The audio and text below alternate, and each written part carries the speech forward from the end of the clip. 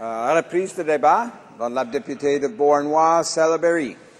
Merci, Monsieur le Président. Et en ce lendemain des 2 ans de l'élection de l'opposition officielle du NPD à la Chambre, je voudrais souligner le travail exemplaire de mes 4 adjoints, soit Marc-Olivier Thibault, Katia Isabelle Bourassa et Camille Bouillon-Bégin. Bravo!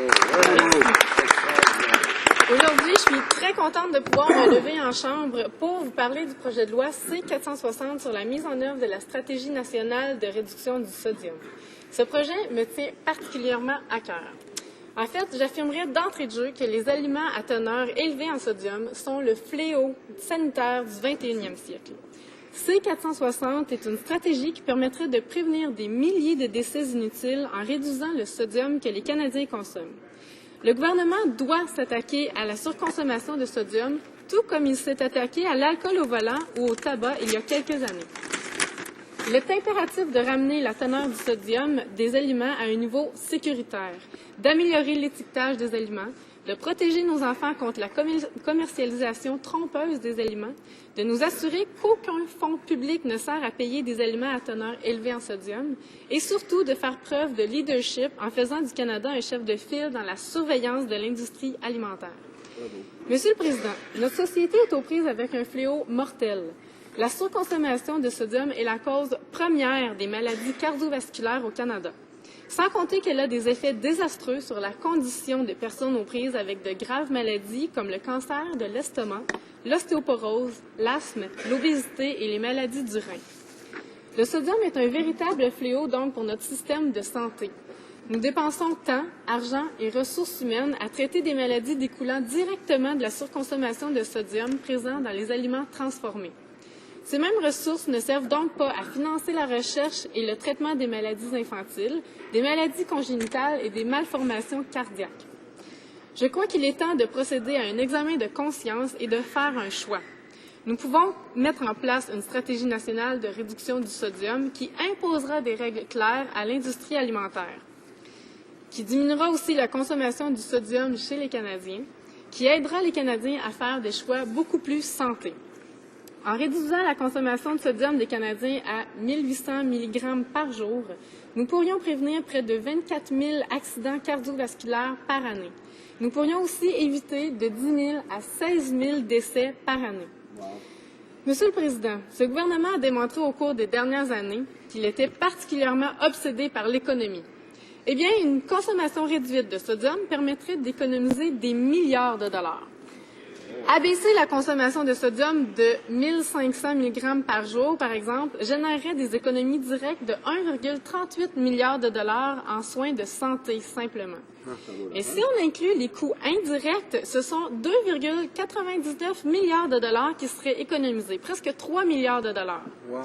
Oui, ça paraît. Un autre 3 milliards de perdus. Effectivement, un autre 3 milliards de perdus que les conservateurs pourraient récupérer. Ça fait 6 Mais milliards. on est habitué d'en perdre des milliards avec les conservateurs.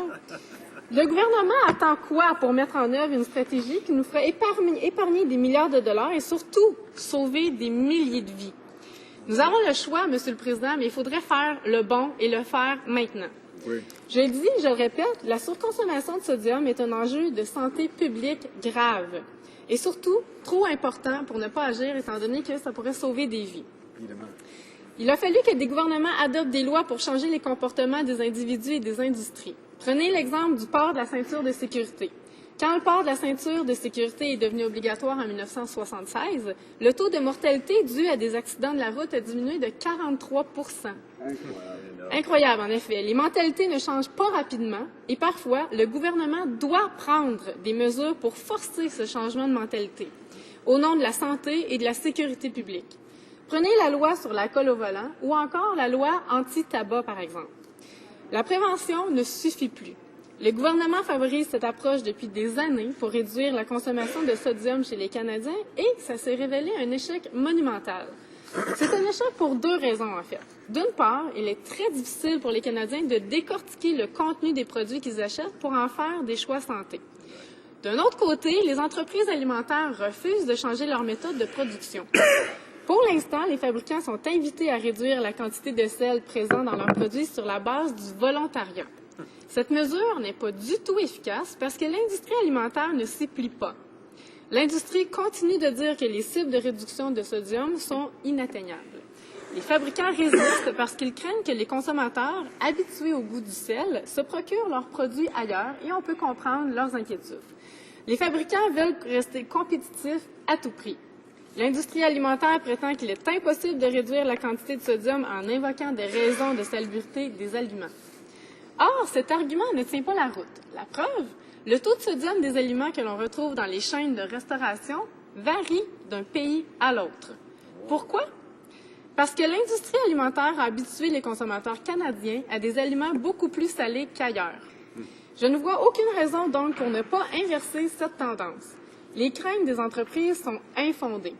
Tous les experts s'entendent. Les consommateurs ont la capacité de s'adapter au goût des aliments moins salés. Et c'est au gouvernement de forcer cette action, de forcer ce changement. L'absence de législation contraignante pour l'industrie alimentaire affecte également les consommateurs. Faire des choix santé est de plus en plus difficile.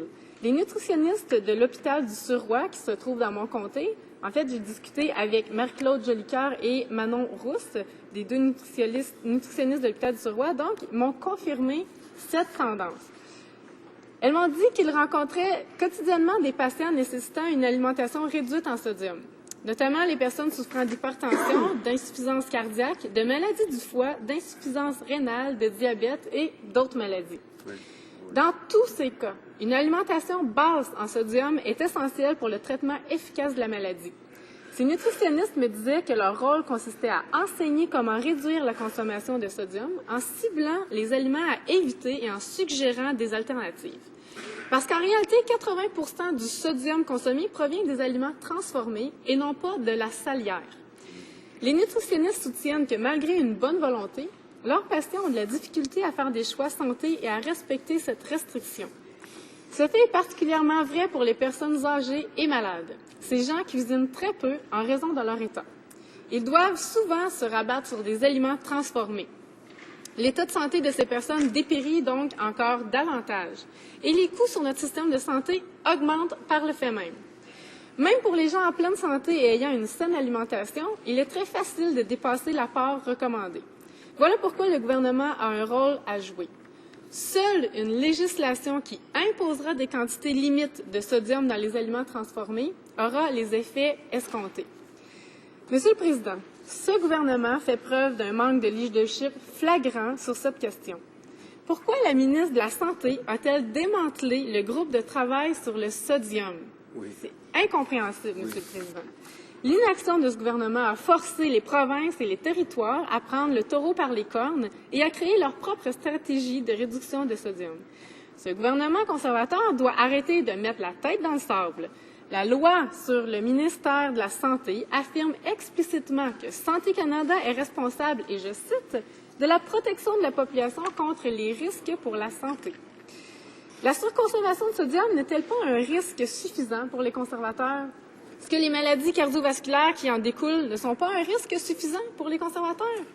Ou les coûts de plusieurs milliards de dollars ne sont-ils pas non plus un risque suffisant pour les conservateurs? Ah ben non, ils sont déjà dans le trou de 29 milliards de dollars. On ne sait pas où est-ce qui s'est passé.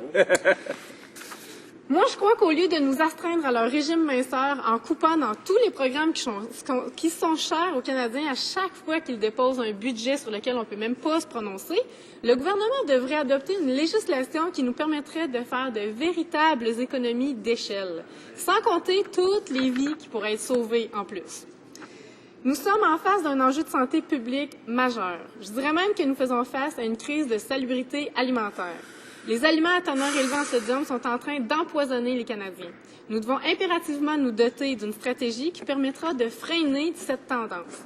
Pensons à la santé de nos enfants et pensons aux milliards de dollars que notre inaction coûte à notre système de santé. Merci, Monsieur le Président. Resuming debate, the honourable member.